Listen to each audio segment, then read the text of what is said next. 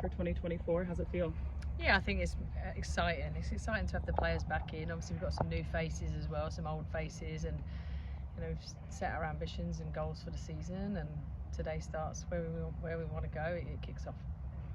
I haven't talked to you since the extension. Congratulations. What was it important for you to make sure you're here for the long term to kind of keep going with what you started? Yeah, I think it was massively important because I think we're building something very special here. I want to stay at the helm. I want to help build this club. Obviously, there was rumours linking me with other jobs as well. That wasn't helping my recruitment. It wasn't helping the club. So it was important we got the contract done. I'm committed to the club. The club's committed to me. And I want the players to know that I'm here for the long haul and that I'm invested in them too. 5 midfielders, 2 non-roster invitees. Safe to assume that a couple of them might have a real shot at making the club? Yeah, I think obviously we're looking to expand our squad. We're looking to make sure that we've got depth in all areas. And I think bringing players in, seeing them during pre-season is a big part of that. The experience in the playoffs last year, getting as far as you did, guess still kind of have that sour taste in your mouth? Do you use that as fuel, or you try to flush that and say we're starting fresh here? I think it's a learning. I don't use it as fuel, I use it as learning. We've done it twice now, 2 semi-finals in 2 years, which is an incredible achievement for an expansion team. We're in the 3rd year now. We want to make sure that we go one better. I think the league title is the hardest thing to win, and we won that last year. We want to go one more. We want to be competitive in all areas and want to try and win them both. How do you approach that as a manager, knowing that the formula is working because you guys have had the success for the first 2 years, but you still need to take that next step to get to that league title? You have to evolve.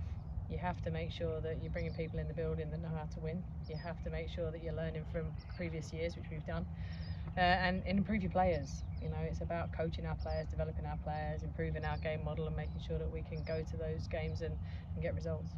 Have you learned anything in yourself as a manager over the time, and how you evolved maybe in the way you're decision making or absolutely. tactics? Yeah, absolutely. I think I always reflect. I think I could have made decisions earlier in the semi-final and made changes quicker, and I'll take all of those lessons and those learnings, and I'll make sure that I trust my gut a little bit more, because my gut has got me this far, and make sure that I make decisions in the moment. What do you? I'm going to. Can we talk about some of those new acquisitions? Savannah McCaskill, Elise Bennett. What are they going to bring to this style of play? I think they're key signings for us. I think Elise has shown both at Kansas and at Seattle what she's capable of. She's got pace, she's got power. She's a bright person as well to bring into our environment. She's a huge character, and I think we need a little bit of that. And Savannah was always the person we were worried most about when we played Angel City. Her ability to pick up spaces between lines, to drive the game forward, to make things happen. She's smart when it comes to football. I'm excited to work with her. I'm excited to see what she brings to the team. And Sierra Angie was listed as a center back today. I mean, defender. Is she going to be playing more as a center back this season? We have been looking at her during the postseason as a centre back. Obviously, we lost Kaylee Reel in the expansion draft. Sierra's so adaptable. The fact that she can play centre back, she can play 6, she can play 8.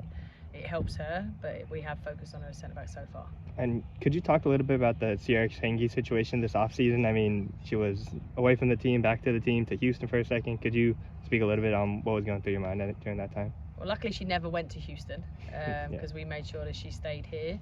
It's important that, we're in San Diego, we're in a hotbed of talent, and we want the talent that's here to want to be here. So it's important we keep talent that's local in our team, and keeping Sierra was a key part of that. The fact that she's so adaptable, she's a great player, great person to have around. We never wanted to let her go, so we made sure it didn't happen. You look at the depth of the team, some roster spots available. What do you hope to see during training camp? Competitiveness. I want every single player here to compete. The message has been very clear. I want 2 players for every position, because I think competition drives competition. We want people to be out here and fighting for a spot. We want depth to our roster. And also the ability to play different players, and have slightly different styles to those players and bring them in when it's necessary.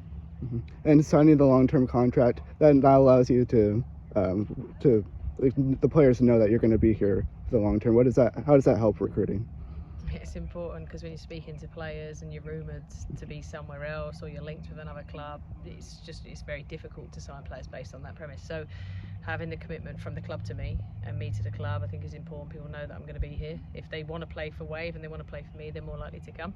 If they don't want to play for me, then they're probably less likely to come, but hopefully that's not the case. I think we've done some good recruitment so far. We've got more coming in, so that's exciting. I'm looking forward to that when it happens. And I think what we've shown in 2 years, we've been able to build quickly. Now it's about how we can sustain it and how we can evolve and how we can get even better. Okay, so getting back to this preseason effort, knowing that the priority is to get deep into the postseason, what are the foundations you're hoping to set right now at the beginning of the season? How we want to play, our identity as a team. Pre-season is about getting stronger, fitter, faster, and evolving our game model and making sure that everybody has a clear understanding of who we are and how we want to play. And I think we're able to get some really good games during pre-season where we can try new things, we can look at different players, look at different partnerships, and I'm excited to see where we land when we play Gotham on the 15th of March. Long-winded philosophical question. When you're putting together a team, you've got a great core, Kalen, Alex, Emily. When you're bringing new players in by draft, signing free agents, are you looking at pure talent, how they mesh from their game perspective, or how they mesh from their personality perspective? Everything. First of all, are you going to make us better? That's the first thing. Are these players going to come in and improve us as a team? Secondly, do they fit our style of play and the way we want to play? And importantly is the character piece. When they go in that locker room, are they going to bring more?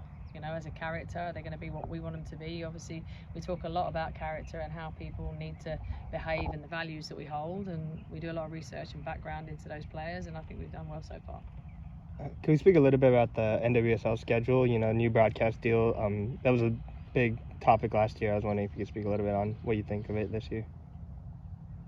I have mixed opinions. I think the broadcast deal is really important. I think being able to bring more visibility to the game, bringing more money into the game is important in terms of resources. I thought we won last year when we actually had an end of season decision day. It was all based on one day. I was like, we've progressed. And this year we've gone back across 3 days. So I don't particularly like that part of it. It's managed in every other league in the world to have a decision day, yet we are going across 3 days. So that's the downside. The plus side, it's more visible. You know, it's going to be open to a lot more people. More people can watch, and obviously it's bringing much needed money into the game, which is huge. So yeah, there are pluses. Can there be improvements? Yeah, absolutely, but that's a work in progress in this league.